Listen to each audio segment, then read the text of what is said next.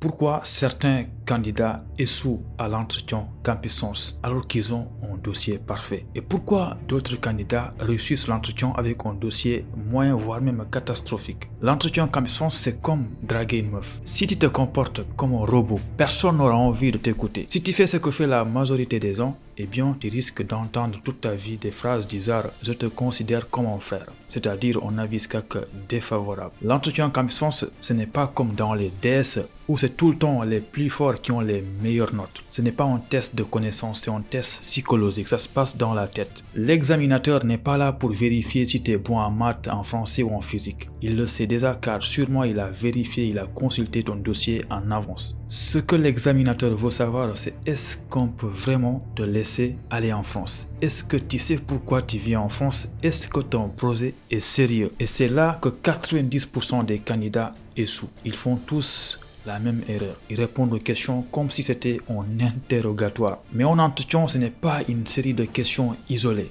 où tu réponds n'importe comment. C'est une histoire logique, fluide et percutante qui montre que ton projet tient la route plus que n'importe quel autre candidat. Si tu racontes cette histoire correctement, peu importe la question, tu auras toujours une réponse claire, logique et convaincante. Et c'est exactement ce que je vais te donner maintenant, le secret qui te permettra de répondre à toutes les questions avec confiance et laisser des traces, parce que malheureusement beaucoup de personnes vont en entretien mais ils ne laissent pas de traces. Parfois je me demande pourquoi lorsque vous croisez un inconnu dans la rue et qu'il vous demande ce que vous faites comme formation, vous répondez avec plaisir et vous avez même envie de développer pour montrer à la personne que vous ne faites pas n'importe quelle formation, alors que lors d'un entretien pédagogique, on vous pose la même question, vous donnez une réponse qui laisse croire que vous faites la formation la plus chiante au monde. C'est tout simplement parce que pendant l'entretien, vous n'avez pas confiance en vous, vous commencez à stresser, du coup vous avez peur d'exprimer ce que vous avez réellement envie de dire.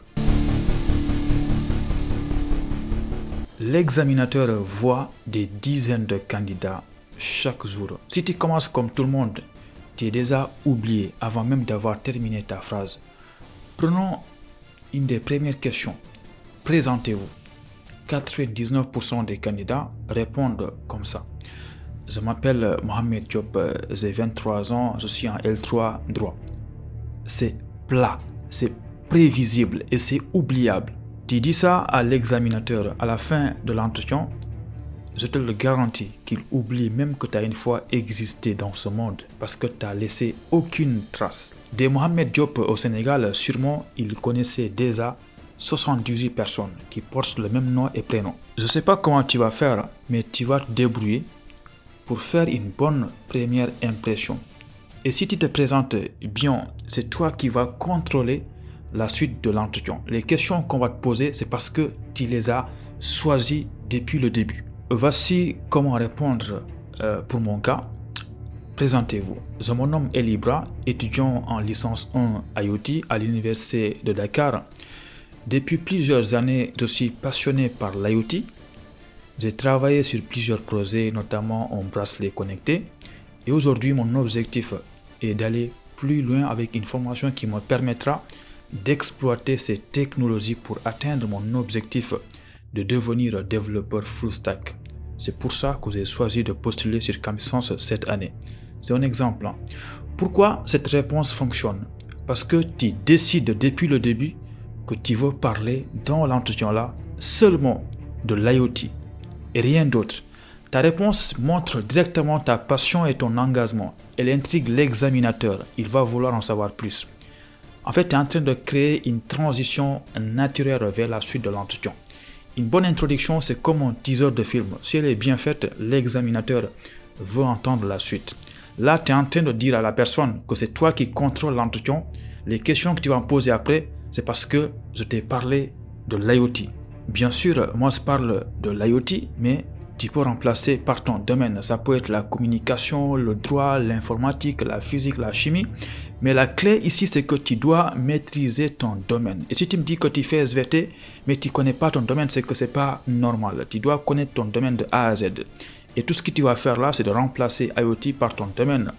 Expliquer quel métier tu vises en fonction de ce que tu fais. Et quand tu commences ta présentation comme ça, eh bien, Tu contrôles toute la suite de l'entretien parce que c'est toi qui définis les questions qu'on va te poser par la suite.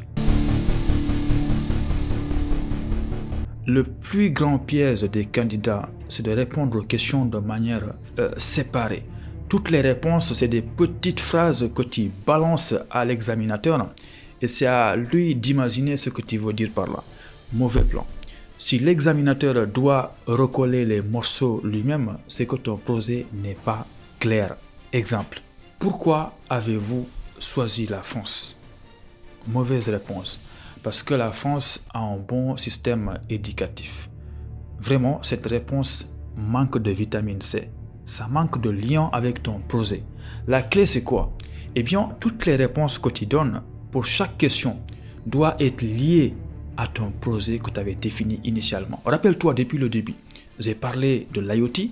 Donc, si on me dit pourquoi la France, répondre parce que la France a un bon système éducatif n'a aucun intérêt. Tu ferais mieux de parler de ton cas au lieu de donner une réponse générale. Dans mon cas, voici une réponse. Pourquoi la France?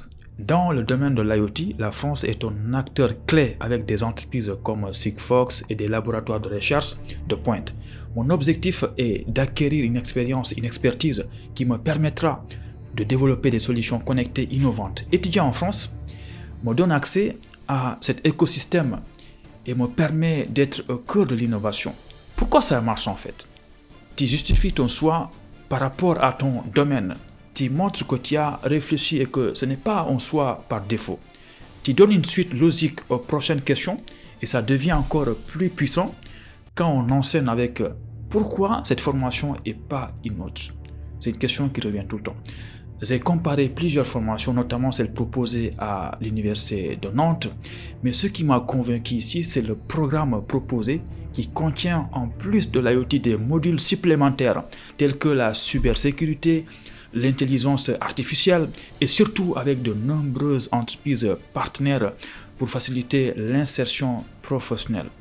C'est exactement ce dont j'ai besoin pour atteindre mon objectif de devenir développeur full stack.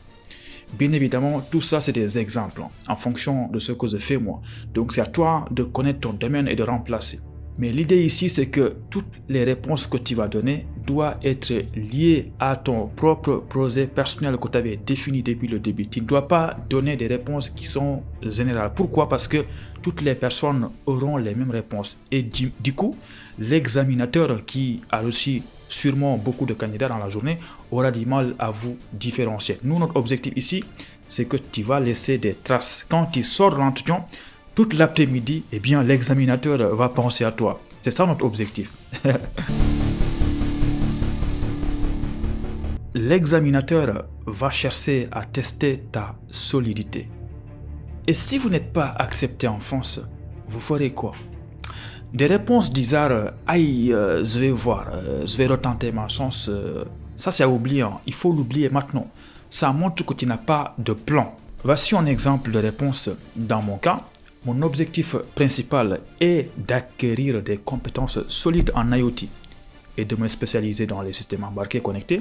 La France est mon premier choix car c'est ici que je peux développer ces compétences dans les meilleures conditions.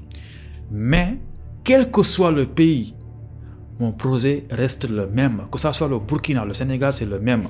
Travailler sur des solutions connectées qui répondent aux défis actuels. Pourquoi ça marche?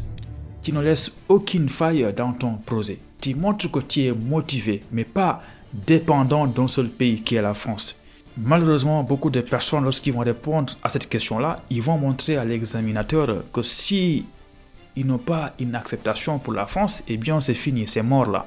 Donc ils sont obligés d'attendre l'année prochaine pour retenter leur chance, sinon attendre dans 2 ans, 3 ans et ainsi de suite. Ça, c'est pas bon. Nous, on est là pour montrer que nous avons un seul objectif. Et l'objectif, qu'on l'atteigne au Burkina Faso, au Gabon, au Sénégal ou bien en France ou au Canada, eh bien tant mieux parce que l'objectif ne change pas, peu importe le pays. La dernière impression est aussi importante que la première. Quand il te pose la question, la dernière question, avez-vous quelque chose à ajouter? Avez-vous des questions? Non, c'est bon, j'ai pas de questions. Point, parce que tu as envie de partir, tu es stressé. Eh bien, je te propose plutôt de faire une chose que personne n'a envie de faire, une chose qui n'est pas forcément naturelle. Mais toi, ce que tu veux, c'est que quand tu sors de l'entretien, on ne t'oublie pas, on pense à toi. Avez-vous des questions? Oui, juste une chose. Je suis conscient que vous recevez beaucoup de candidats chaque jour. Mais ce que j'aimerais que vous reteniez de moi, c'est que mon projet est mûrement réfléchi et que faire cette formation en France est une étape essentielle pour moi. J'ai pris le temps de construire ce projet, ce parcours, et je suis prêt à m'investir pleinement pour réussir. Merci pour cet échange. Bon, c'est un exemple, on est d'accord, hein, c'est un exemple improvisé, créé comme ça, mais je pense que tu as compris l'idée. En fait, il y a une chose que personne n'a envie de faire, c'est de parler à la fin de l'entretien. Donc toi ici, tu as envie d'être différent. Donc il faut que tu sortes des phrases, bien évidemment pas n'importe quoi, mais montre à la personne, même si tu n'as pas bien passé l'entretien, mais essaye de te rattraper avec ta dernière phrase plutôt, pour laisser des traces. Parce que en disant ça, eh bien, tu sors. Mais je te garantis que si tu avais raté l'entretien, la personne ne sait pas sur ça qu'elle va penser. Elle va plutôt retenir la dernière phrase que tu as prononcée. Voilà, donc franchement, c'est très important. Si tu vois que tu n'oses pas dire ça, eh bien, tant pis pour toi. C'est que si tu avais loupé l'entretien, eh bien, la personne va retenir que tu as loupé l'entretien. Mais là, tu as l'occasion d'effacer tout ce que tu avais dit et de repartir sur de bonnes bases. Si tu appliques ça, tu ne répondras plus jamais comme 90% des candidats. La difficulté, c'est est-ce que tu vas oser être la première personne à faire ce que personne n'ose faire pendant l'entretien. En tout cas, tu as deux possibilités. Soit tu fais comme tout le monde et tu obtiens les mêmes résultats, ou sinon tu tentes ce que personne n'ose faire et réussir ton entretien. Applique ça et tu feras sûrement partie des 10% qui réussissent sans problème l'entretien pédagogique. Bien évidemment, pour que ça fonctionne, tu dois tout préparer en avance. C'est pas le jour J, tu vas aller là-bas improviser. Eh bien, c'est pas fini. Tu peux t'abonner parce que dans la prochaine vidéo, je vais te partager les 10 pires erreurs qui te feront échouer ton entretien pédagogique à coup sûr.